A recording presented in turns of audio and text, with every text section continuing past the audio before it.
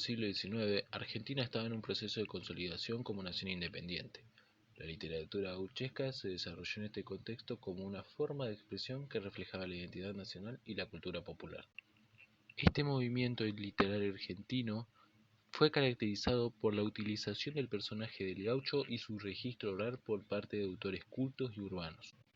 Esta literatura tiene varias características, tales como la utilización del personaje del gaucho, donde el gaucho es el protagonista principal de la literatura gauchesca y se utiliza como símbolo de la identidad nacional. La adopción del registro oral del gaucho.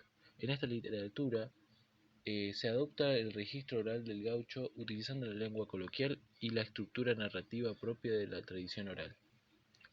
La intención de crear una literatura nacional, donde se busca crear una literatura que sea signo de una identidad artística y cultural propia del país. Un enfoque en la vida rural, donde esta literatura se enfoca en la vida rural, describiendo la vida y las costumbres de los gauchos. Y por último, el uso de la ironía y el humor, donde esta literatura utiliza la ironía y el humor para criticar a la sociedad y a la política de la época. Esta literatura tuvo tres autores claves. En primer lugar, Bartolomé Hidalgo, que fue conocido como el primer poeta de Uruguay.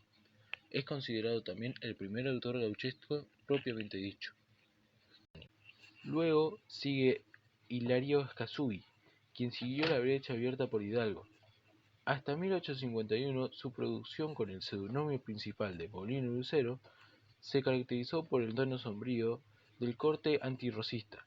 Uno de sus poemas más logrados es La Refalosa.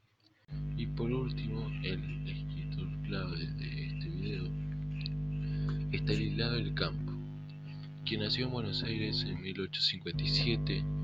Mientras trabajaba en los archivos de la aduana, compuso la carta de Anastasio el Pollo sobre el beneficio de la señora la grúa, antecedente directo del Fausto, ya que remite también en el mundo de la ópera.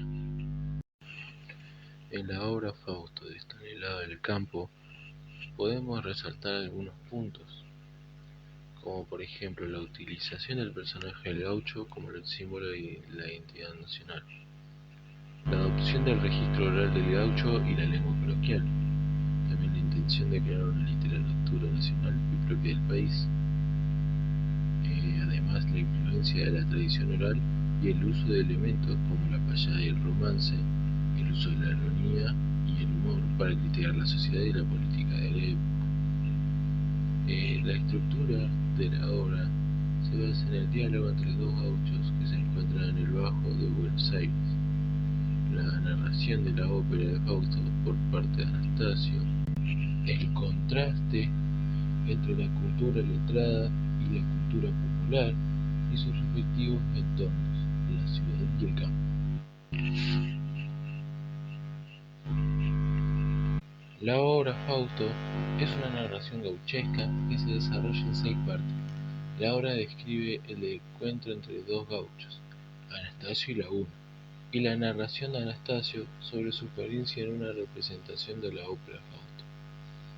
La obra Fausto es un ejemplo clásico de la literatura gauchesca argentina.